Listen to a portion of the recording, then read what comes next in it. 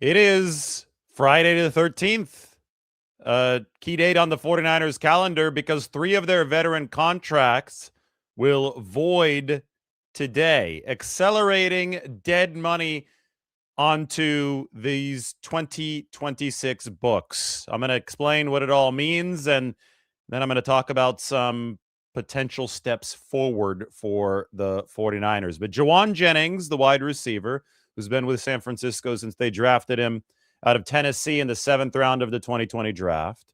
Yetur Gross-Matos, the defensive lineman who's been with the team for 2 years, free agent signing, formerly with the Panthers. And Jordan Elliott, defensive tackle, who's also been with San Francisco for 2 seasons.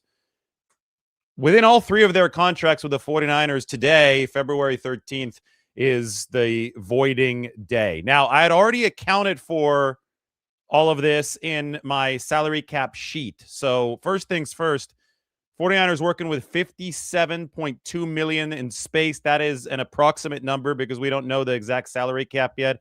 I'm assuming a $334 million cap.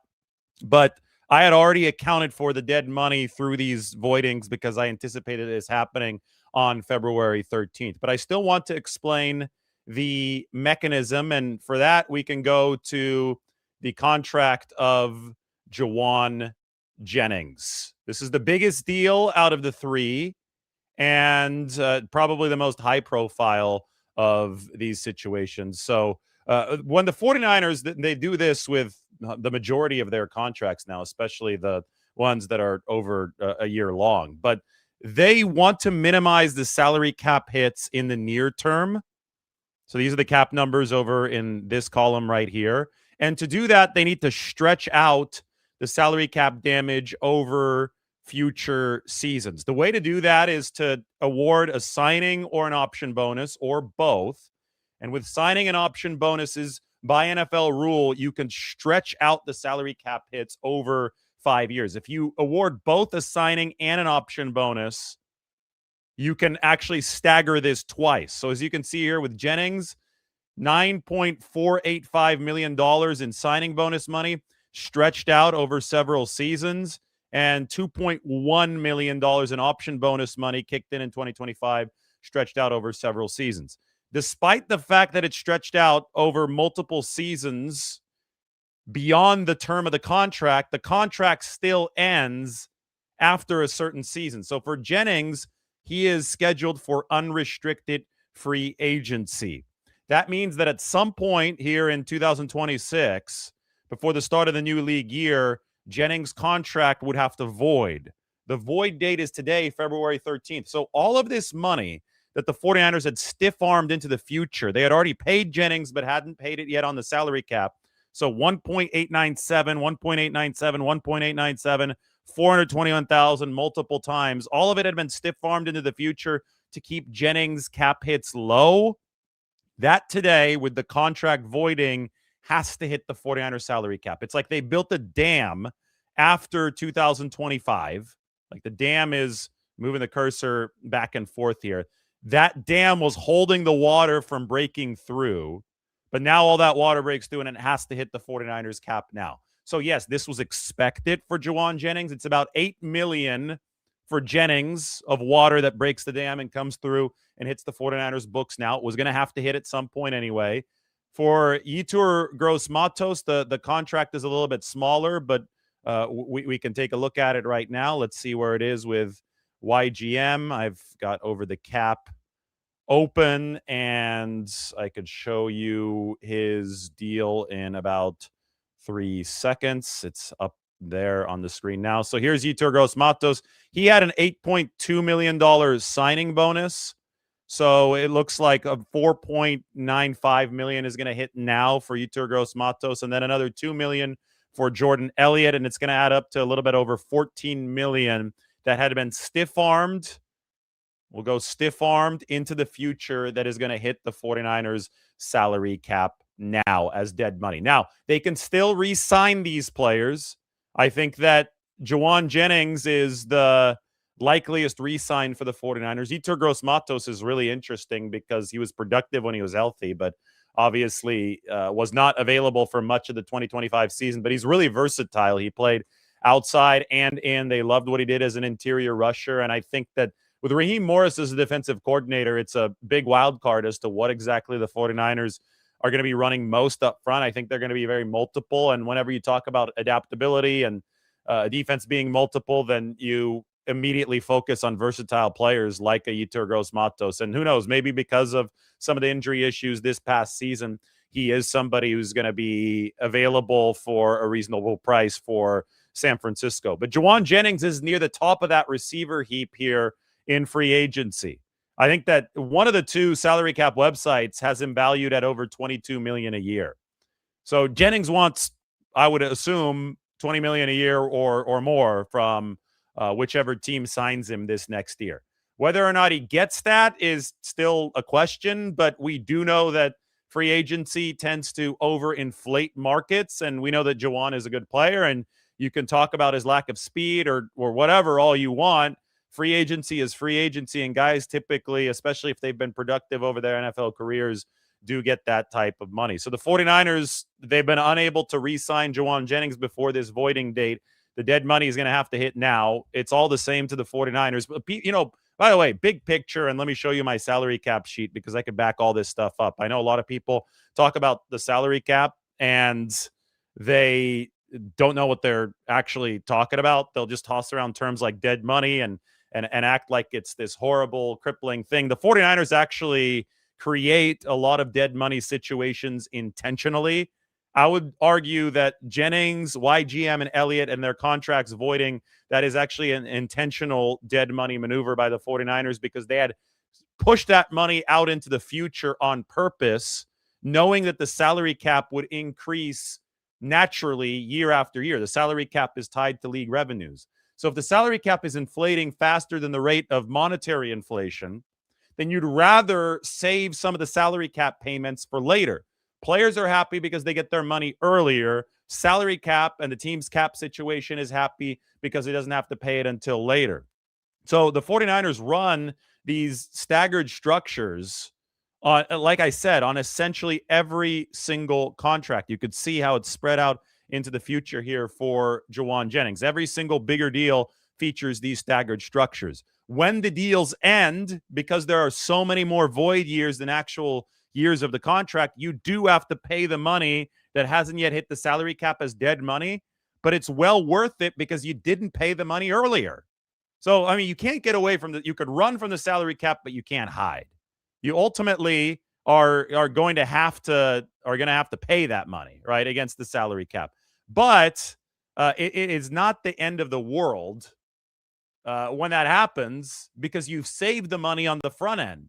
And unused salary cap space carries over from season to season. So it's like a bunch of different reservoirs connected by a pipe. Like 2025 is connected to 2026. 2026 is connected to 2027, so on and so forth.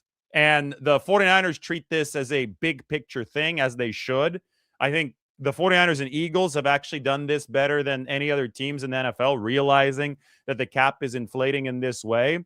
And that's why I track it the way that I do. And that's why everybody has incorrect and, I wouldn't say incorrect salary cap numbers, but they're just not useful, right? When you look at some of these projections, they don't consider the fact that the cap is a year-to-year connected thing. And they don't really take into account how the 49ers manage it. So you see a lot of people saying, oh, they have like 42 million in space and that's it. They end their explanation there. I'm here to tell you they have 57 million in estimated space, depending on how big the cap will be. And I'm also here to tell you that they cannot spend all 57 of that million because they're going to have to carry over unused space into 2027 to remain financially sustainable. But for the purposes of Jennings, you go here to the dead money allocation, and this was already done before today. I could tell you already had this. For the purposes of Jennings, it's $8 million that is hitting the books now. For the purposes of Yetur Gross-Matos, it's $5 million that is hitting the books now. And for Jordan Elliott, it's about $1.4 million. I know I said 2 earlier, to be exact, that it's hitting the books now. So the 49ers at about $36 million of dead money this year. Again, that is okay. A lot of this is by design. Javon Hargrave is somebody that they wished would have been with the team for longer. Obviously, Injuries got in the way of that, so that's probably bumped it up a little bit higher than they would have wanted. But so many of these other deals, such as the 3 today, it is not bad news for the 49ers.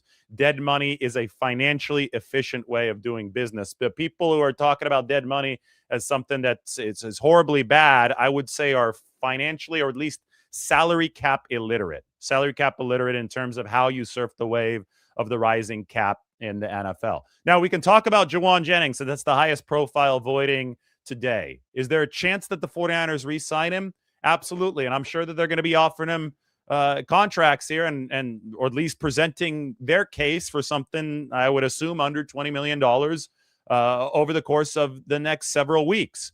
Free agency will officially open on, I think, March 11th or 12th or 13th, one of those days. Monday, Tuesday, and Wednesday is the legal tampering period in the NFL before the new league year actually starts. So we're about a month away from the absolute craziness, the real bidding wars beginning. And, if Jauan feels that he really needs to cash out here, which I wouldn't blame him, because he signed an extension with the 49ers in 2024 when he had just been receiver 3, and then just a storm happened ahead of him, and Brandon Ayuk tore his ACL, and even before Ayuk tore his ACL, he wasn't playing all that well coming off the holdout, and Jennings had a monster 2024 season, but it was rough for him because he delivered essentially a 1,000-yard season right after signing a wide receiver 3 deal, which is why he was upset about his contract entering 2025 training camp. The 49ers offered a certain sum. I'm assuming it was around $12 million. Jauan Jennings wanted $20. The two sides were way too far apart. So he came back to work because the team had the leverage. But the 49ers sweetened the pot by offering some bonuses and some incentives to his contract. But the understanding was, and the very clear downstream effect here was that Jauan Jennings would play until free agency, and then he would earn that free agency, and he would have a chance to sign for really big money this offseason. We would see if there was actually a team, once the market was open for him, that would be willing to meet that $20 million asking price.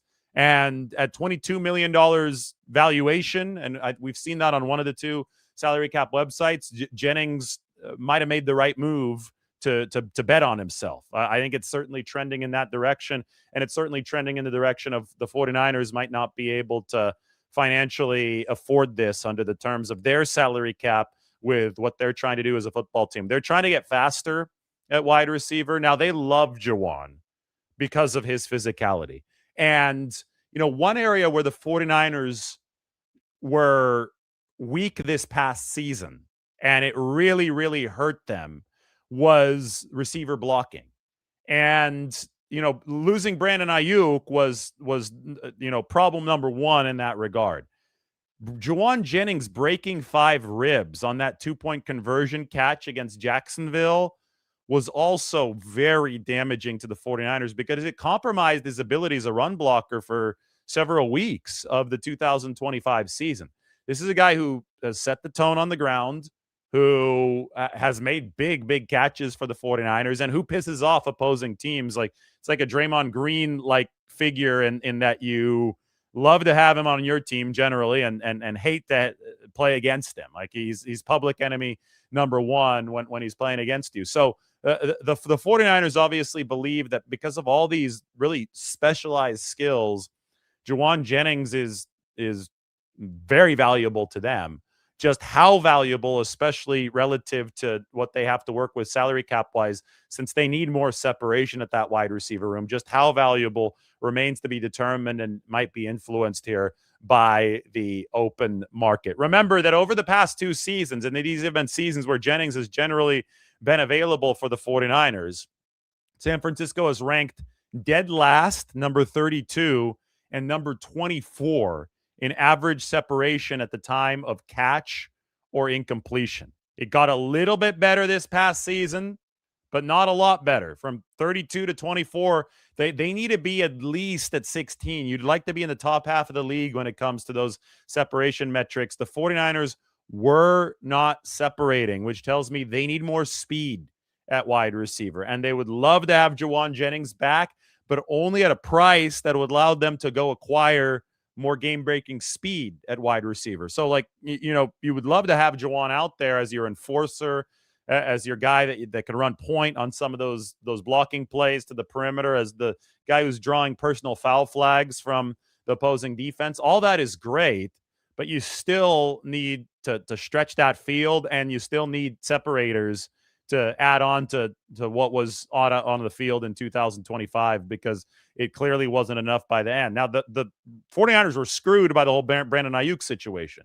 They're going to have more money to spend because, although Ayuk hurt them bad by defecting, he's not fighting any of the voidance of guarantees. So the 49ers are definitely going to get some money back here. So Ayuk, in a way, has helped them down the road after an extremely damaging departure from the team.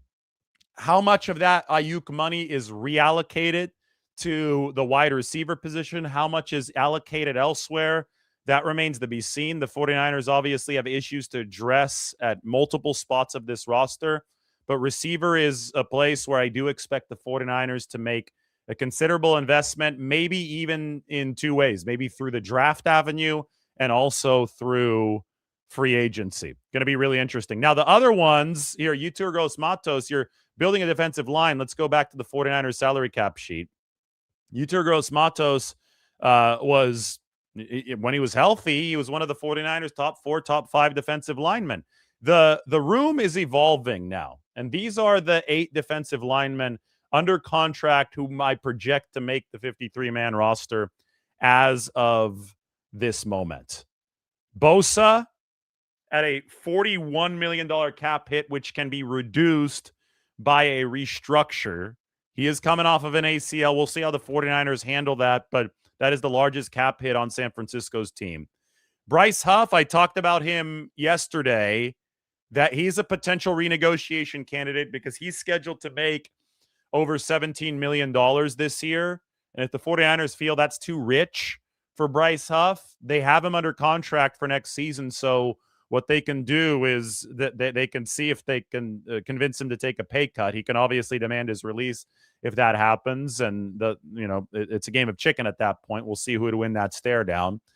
There's Mykel Williams, who's going to be coming off of the torn ACL on his rookie contract. There's Alfred Collins, who I thought really started to blossom toward the end of 2025. He'll be in his second year. There's Keon White. Now the question will be, how injured is Keon White's ankle after he was shot early on Monday morning? The word is that it is not career-threatening. So that's supposedly good news, but we're going to have to get an update from Kyle Shanahan and John Lynch. They traded for him last year, and Keon is still under contract through 2026. There's CJ West, who, like Alfred Collins, blossomed toward the end of 2025. They have Evan Anderson on the team. Now, he didn't play at all in 2025. He played in 2024. He was on the practice squad throughout all of 2025. If the season started today, I would project Evan Anderson to make the 53, but obviously the season's not starting today, and the 49ers have a lot of additions to make. And then there is Sebastian Valdez, the Hulk. If the season started today, I'd project him to make it. Remember, the 49ers gave Valdez a bunch of pay raises last year, 3 times, the max 3 times. They bumped him up to the game day roster from the practice squad, even though they weren't planning on playing him. He was inactive on Sunday, but just to reward him for his good work at practice. So something tells me that the Hulk, Sebastian Valdez, is on a good track. But you look at that group, and you've got Bosa, Huff, Williams, White, 4 guys who are capable of playing defensive end. I think with Williams and White, you have 2 guys who are interior, exterior combo players.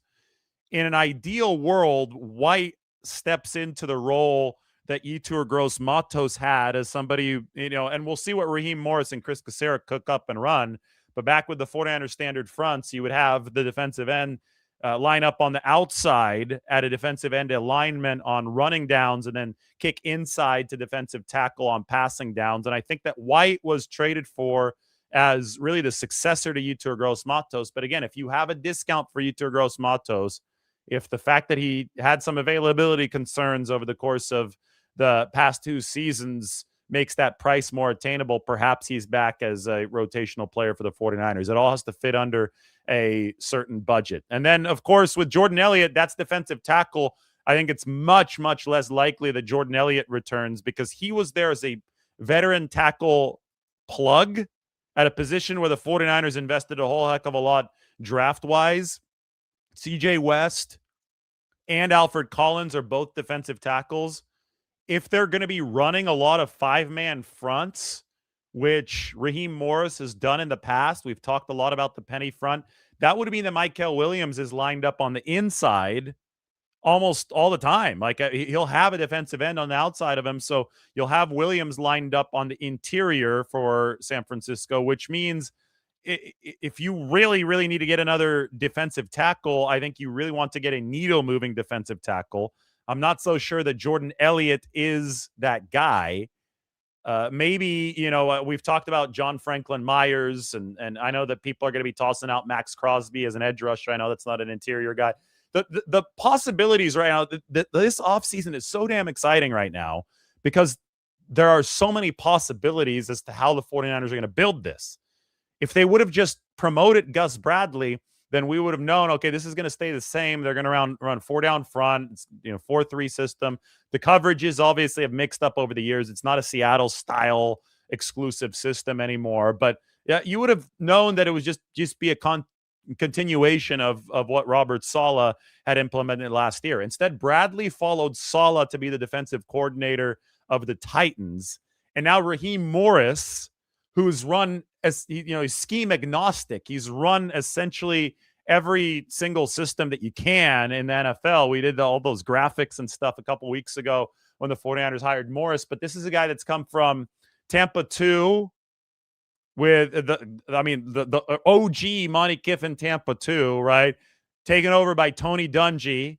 But Raheem Morris spent a lot of time in Tampa. Raheem Morris worked in a Fangio Staley system as the defensive coordinator of the Rams, won a Super Bowl there. And then he went to Atlanta where he was the head coach, and he hired Jeff Ulbrich, who had worked with Saleh. So I think he's been, by extension, exposed to some of the 49ers' principal ideas, but he blitzed a ton. Ulbrich and Morris blitzed at the second highest rate in the league last year. And in order to try to stop opposing run games and also feel that they were in position to cover the pass, even when they dedicated a lot against the run, we saw the Atlanta Falcons run these penny fronts, these 5-man, 5-1 alignment, so 5 defensive linemen with 1 linebacker in effect. It worked to some success in Atlanta, and it wouldn't shock me given where the 49ers personnel is right now, with some questions at linebacker beyond Fred Warner if they run a lot of that, which would also then, by extension, lead us to different defensive line philosophies. Like I said, Michael Williams in a 5-1 is going to be on the interior a whole heck of a lot. And that's where they want Michael Williams. So I think it could actually meld really well with what Chris Kasarik wants. But then the question would be, how do the 49ers handle player acquisition? How do they they're definitely going to check in on Max Crosby. I'm sure they already are calling the Raiders. But the longer that takes, the more chance of a reunion that we see between Crosby and the Raiders, because I do believe that it does sound that fence is mending. And even if it doesn't mend, would the Raiders really trade Max to the 49ers? I mean, you have these pie in the sky ideas, and the 49ers have plenty of money to execute them if they do become available. It's more of a question of draft capital, and also especially a question of willingness to trade, not just from the 49ers perspective, but from the other team's perspective. So we have to look at everything. We have to look at all possibilities. I just know that it's really, really fun to chart a team that can run an amorphous scheme defensively. And I think that Raheem Morris definitely falls into that category for the 49ers. So a little over $14 million new money, or like new dead money, hits the 49ers books, if that makes sense today. The good news is, if you've already been following me, I have already accounted for this. And if you've already been following me, this salary cap sheet, if you want to see this, I'm going to go ahead and toss this into the comment section so you can go ahead and click on it. But if you've already been following me, then you have access to this, where you could see the 49ers full salary cap report. So they've got $232.5 million dedicated to the 53-man roster right now, about $40 million in dead money. Obviously, nothing on IR or PUP right now because it's the offseason, so that list doesn't exist. And the practice squad is not signed yet, but the practice squad is a relatively fixed cost because you know exactly what those salaries are going to be. It's going to be between $4 and $5 million for the 49ers. We are estimating the cap to be $334 million in 2026. They're going to be announcing that here within the course of the next 2 weeks. I mean, I'm just over a week from heading to Indianapolis for the NFL Combine, and I think by the time of the Combine, that exact cap number is going to be set. It's probably going to be between 330 and 335 million. And if that is the case, then the 49ers are going to have between 50 and 60 million in cap space. Right now, we're estimating them at 57.2. So that's the 49ers financial situation. It is a very, very reasonable one. They, I think, successfully ran the reset last offseason. I mean, there's been so many debates online, and it's just getting tiresome. It's like, oh, the 49ers, they should have gone all in last offseason. The 49ers still spent the fourth most money out of any team last offseason. What they did is that they doubled down on their A-list players. And I mean, I think they had to. I think that's the smart way to build a football team. They modernized the rest of the roster. They got younger, and they obviously had to get cheaper so that they could stay salary cap sustainable. If they would have just gone for broke and signed a bunch of guys last off season, well, they would have ended up in the same spot. They wouldn't have been Super Bowl champions because they had a mass injury event. You're going to be relying on your A-listers who are already on the team no matter what. And they would have been in salary cap hell. Now they're not. Now they're sitting here with that 57 million moving into 2026 because they financially operated in the way that any smart NFL team would last offseason. They had already pressed the pedal to the metal for probably a year too long in 2024, but they owed it to the team because of the Super Bowl run and the fact that they couldn't quite get it done in 2023. So they wanted to try to run it back in 2024. That failed, but they owed it to the roster. And then they said, okay, well, we better modernize now or else this is going to be totally obsolete by 2027 and 2028. So what they did is they invested top 5 money again. I mean, they've spent the most money ever since Kyle Shanahan and John Lynch joined. This team has led the league in spending. They were number 4 in 2025. They stayed at the top 5. They, ran some house cleaning, cleared the brush, and then started building back up around that A-list core. I put this out a lot, my 49ers 90-man depth chart, and I could put it out again right now. This is 2000. We got to go to 2026. It was funny because I was looking at 2025. I'm like, there are not a lot of A-list pillars there. What the hell's going on here? We've got a lot of A-list pillars on the 49ers depth chart now. Every single yellow highlight or gold highlight, if you will, is an A-list pillar. It's like a structural foundation of this 49ers team. So the goal is for every single position to have an A-list pillar.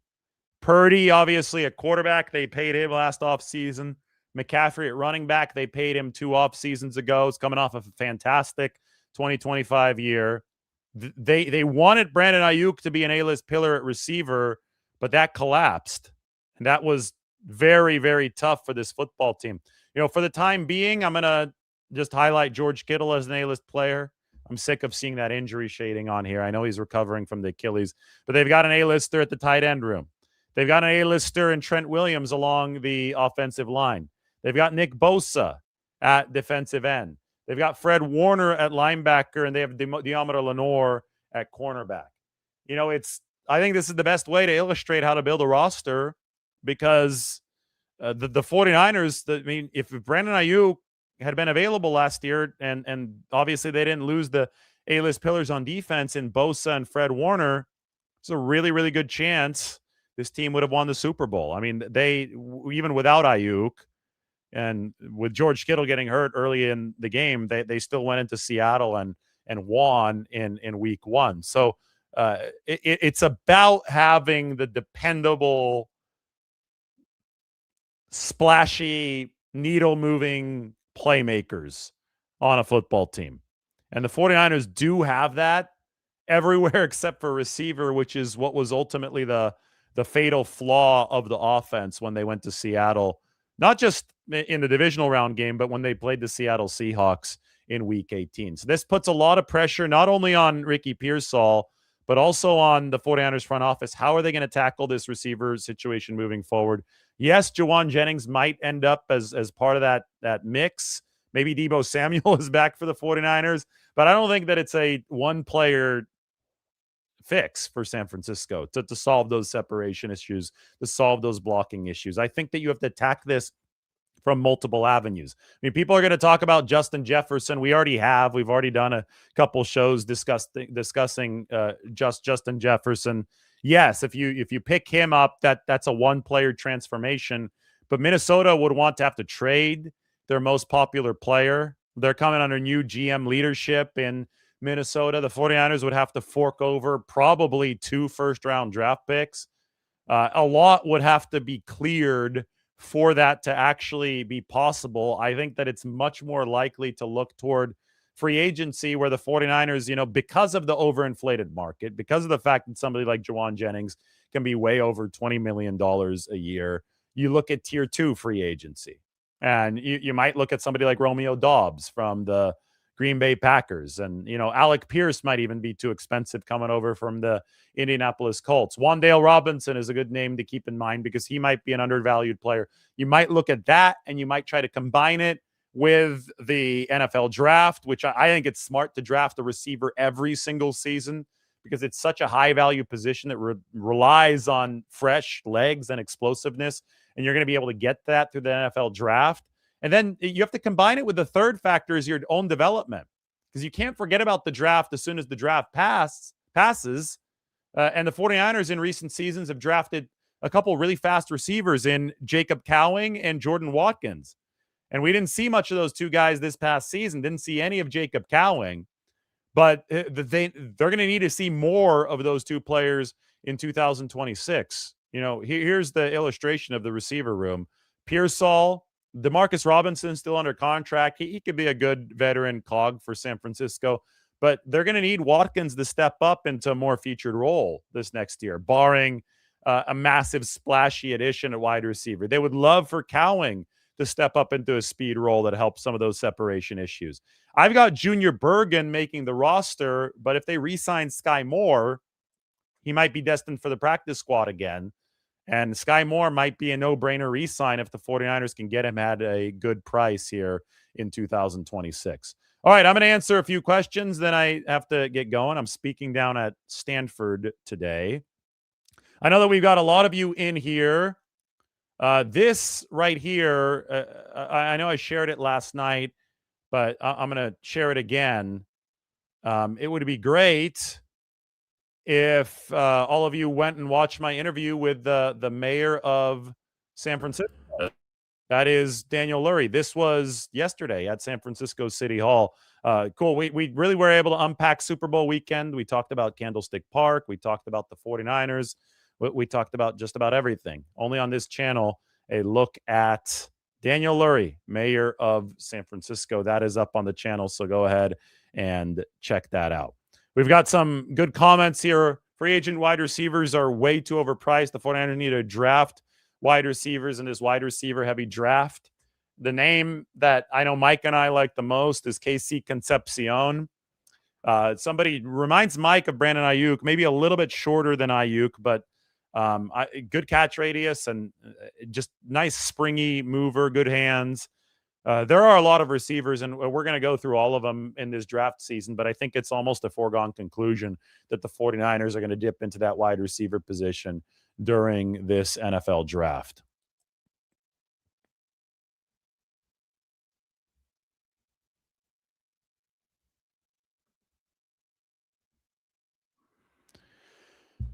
If the 49ers re-sign Jauan Jennings, how much do they do it for?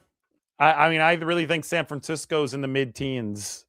I think that they would be okay in the mid-teens. I don't think that they're going up into the 20s for Jauan Jennings. It would surprise me because I think that's where the impasse was at the start of the 2025 season. A lot of people talking about Deebo Samuel saying that he's in serious decline. Deebo, his numbers went back up last year. I wouldn't say that he's in serious decline. I would just offer that 2024 was a cautionary tale that you don't want to have Deebo Samuel as your primary receiver. And because of injuries that year and, the Brandon Ayuk situation, the 49ers had to rely on Deebo as their primary receiver, and he's not a separator, right? Deebo Samuel is a bulldozer. And I think if you've got separators, then a bulldozer is a great complement. But if you don't have separators, then a bulldozer is not going to be nearly as effective. So I think that the 49ers just have to be smart in that regard. If they bring Deebo back, it has to be at a price that is favorable to them, that allows them to still get separators. It's never as simple as yes or no outright on some of these players. I think it's a larger, more complex puzzle. All right, I've got to go speak down at Stanford. Shout out to the alma mater. So we will talk to you all soon. Hit that subscribe button. Go check out the interview with the mayor of San Francisco, Daniel Lurie. That was yesterday, and we're going to have more content for you over the course of today. We'll see you guys soon.